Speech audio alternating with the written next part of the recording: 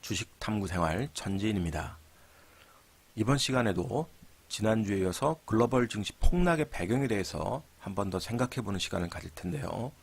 다행히도 지난주 금요일 날 트럼프와 시진핑이 통화를 통해서 무역 전쟁을 해소시킬 수 있는 그런 기대감이 전해지면서 기술적으로 급반등을 했습니다만, 개인적으로는 기술적 반등에 초점을 좀 맞추고요. 무역 전쟁이 완전히 해소되는 그런 분위기가 조성될 때까지는 항상 경계심을 가지고 시장에 적절한 대응을 해야 될 것으로 보입니다. 지난주엔 이 눈에 보이는 악재, 바로 무역 전쟁에 대해서 같이 좀 생각을 해봤다 그러면요. 개인적으로는 무역 전쟁보다 더 큰 위기를 느끼고 있는 부분이 있어서 이번 시간에 그 부분을 함께 생각해 보도록 하겠습니다. 바로 글로벌 부채 환경인데요. 지난 2008년 금융위기 이후에 거의 글로벌 자산들이 다 폭락하는 그런 모습을 보였는데, 이 경제 위기를 극복하기 위해서 부채를 활용했습니다. 다른 방법이 없었던 거죠. 자, 그러다 보니까 2008년 1분기 때 177조 달러 수준의 그런 부채 규모가 2018년 1분기 때는 무려 247조 달러 수준까지 급증을 합니다.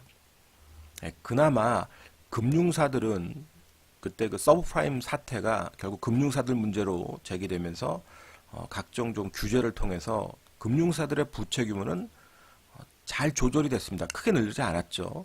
57조 달러 수준에서 60조 달러 수준이니까 아주 적절한 수준으로 잘 관리가 됐습니다. 문제는요, 바로 정부와 비금융기업 쪽에 있습니다. 자, 정부의 부채 규모가 무려 36조 달러에서 66조 달러, 거의 2배 가까이 급증했고요. 이 금융사를 뺀 일반 기업들, 비금융기업들의 부채 규모가 46조 달러에서 무려 50% 이상 증가한 73조 달러 수준까지 급증했습니다. 그러면 이렇게 급증한 부채가 축소되는 과정이 나와야 되겠죠. 그러나 축소되지 않고 계속 증가하고 있습니다. 물론 부채가 증가하는 만큼 성장성도 계속 큰 폭의 증가를 한다 그러면 땡큐죠. 레버러지 관리가 잘 되는 거니까. 하지만 여러분들이 최근 이 글로벌 기업 환경이라든지 경제에 대한 뉴스를 접하게 되면 미국을 제외하고는 별로 좋지가 않잖아요. 우리나라도 마찬가지고. 자, 그렇다면 이 부채 역습은 올 수밖에 없습니다. 당연한 수순인 거예요. 그러니까 무역 전쟁으로 인해서 주가가 폭락을 했지만 언제든지 저 글로벌 부채 역습을 인해서 증시는 폭락할 가능성이 있었다는 겁니다. 특히 앞으로 다가올 금융위기에는 미국도 가장 문제입니다만, 자신들의 희생양으로 중국을 삼고 있는데요. 중국이 가장 큰 문제가 될 가능성이 높습니다. 자, 보시면 지난 10월에 S&P에서 중국의 지방정부에 대한 부채 규모를 발표했습니다. 2018년도 이 숨겨진 부채까지 따지면 약 40조 위안, 우리 돈으로 따지면 6,500조 원 정도가 됩니다. 지방정부의 부채가요. 그러나 이 부채가 감소하면 좋겠는데 S&P에서 예상하는 것은 결국 1대1로 사업이라든지 각종 인프라 사업으로 인해서 2020년까지 계속해서 증가할 것으로 예상하고 있기 때문에 이런 것들이 결국 부채 역습이 될 거라고 보고 있고요.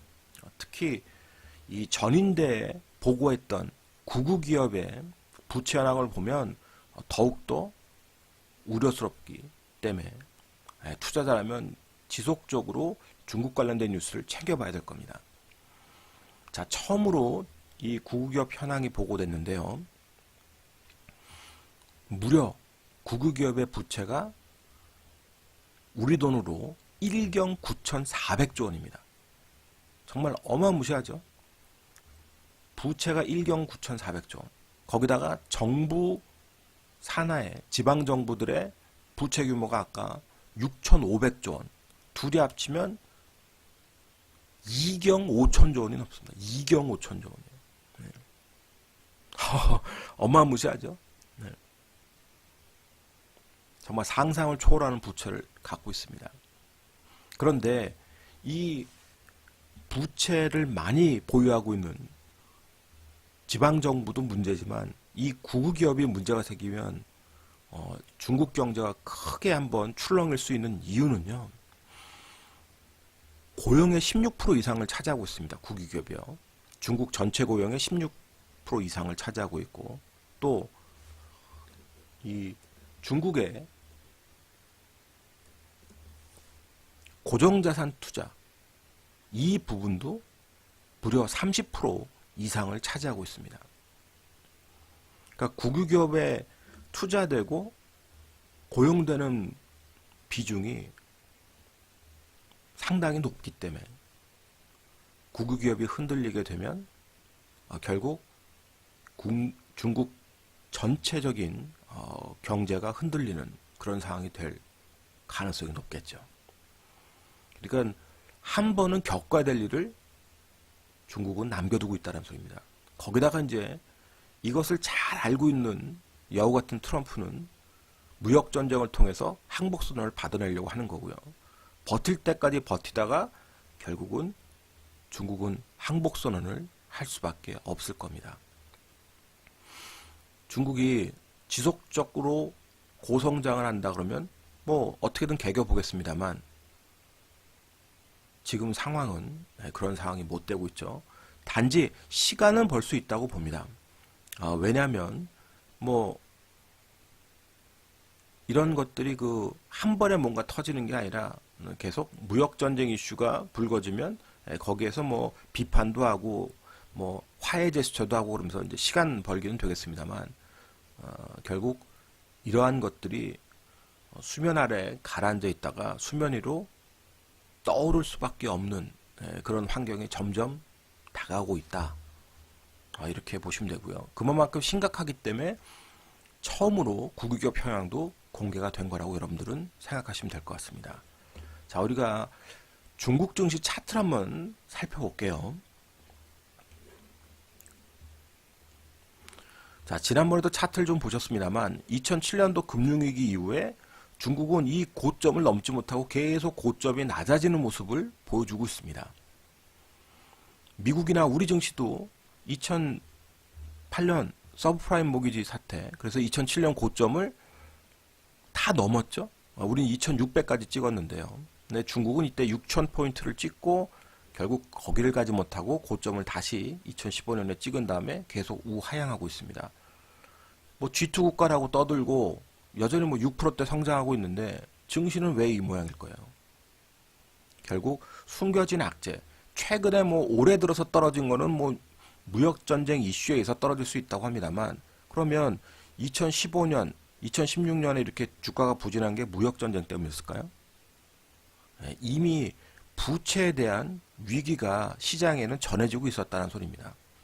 그런데 그 위기감이 이제서야 조금씩 수면 위로 드러나고 있는 거고요. 이 수면 위로 드러난 것이 결국 정말로 심각한 수준이 될 때 그때서야 뭔가 봉합 수준이 나올 수 있다고 보는 거죠. 그러면 주가 지수로는 천지인 개인적으로는 물론 시간의 문제, 뭐 당장 여기로 떨어진다는 게 아니라 점진적으로 이 기술적으로 반등과 하락을 반복하면서 결국 2000포인트 하회를 해야 그래야 항복선언을 할 거라고 보고 있고요. 그래야 중국도 정말 큰 위기감을 느끼고 무엇인가 반전의 그런 카드를 제시할 거라고 보는 겁니다. 자, 그리고 이렇게 중국을 옥죄는 미국은 왜 이렇게 그럼 중국을 옥죄겠습니까? 미국 스스로도 큰 문제가 있기 때문에 옥죄일 수밖에 없는 겁니다. 그걸 또 우리가 생각을 안 할 수가 없겠죠. 자, 미국은 지난 서브프라임 사태 터지고 나서 1차, 2차, 3차 양적 완화를 통해서 어마어마한 부채를 늘렸습니다. 자, 연준이 8천억 달러의 자산을 보유하고 있다가 지금은 4조 5천억 달러. 저게 다 양적 완화를 통한 부채죠. 자, 이 자산 규모를 최대 2조 달러까지 축소할 것으로 지금 시장은 전망하고 있는데요. 뭐 최소 3조 달러까지는 줄여야 될 겁니다. 그래야 또 미국 내 글로벌 환경에서 경기 부진이 나왔을 때 다시 또 추가 양적 완화를 하면서 뭔가 봉합할 수 있는 수준이 되겠죠. 근데 자산 규모를 줄여놓지 않으면 계속 부채만 증가하는데 어떡하겠어요. 그걸 잘 알고 있는 옐런이 드디어 이제 작년 10월부터 자산 규모를 축소시킨 겁니다. 이미 그런 것들이 시장에 반영이 되고 있는 거고요. 특히 작년 10월 달에는 100억 달러 수준밖에 안 됐습니다. 축소한 규모가. 그런데 올 10월부터는 500억 달러 수준까지 자산 규모를 축소하는 것으로 지금 정했었고요. 자, 그래서 연준이 최대 3조 달러 수준, 이 수준까지 자산 규모가 축소된다라고 보면 결국 증시는 기술적으로 조정을 받을 수밖에 없는 겁니다. 연준이 계속 자산 규모를 축소하는 동안에 증시가 계속 올라가면 결국은 더 큰 버블로 인해서 더 큰 위기를 맞게 될 거고요.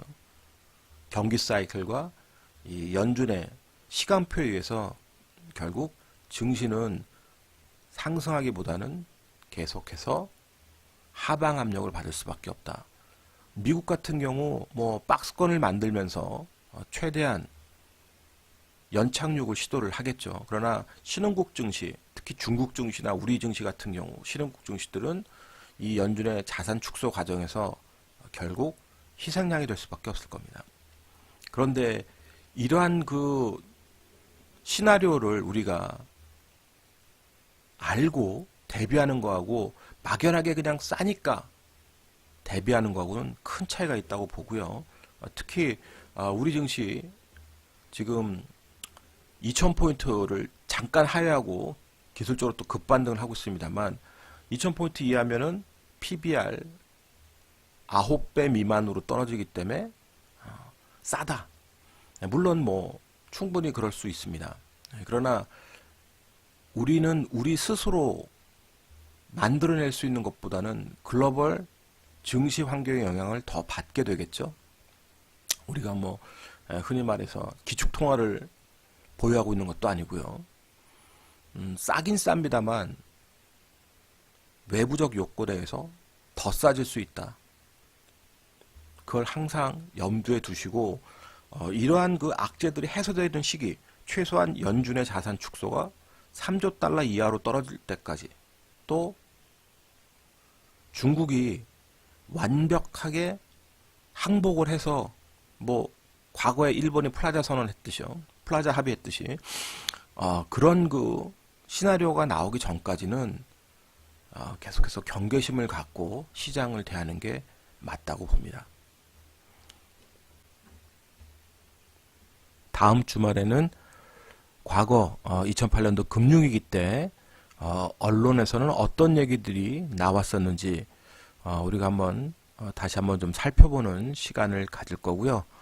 오늘 동영상이 도움이 되셨다면 좋아요와 구독하기 부탁드리겠습니다.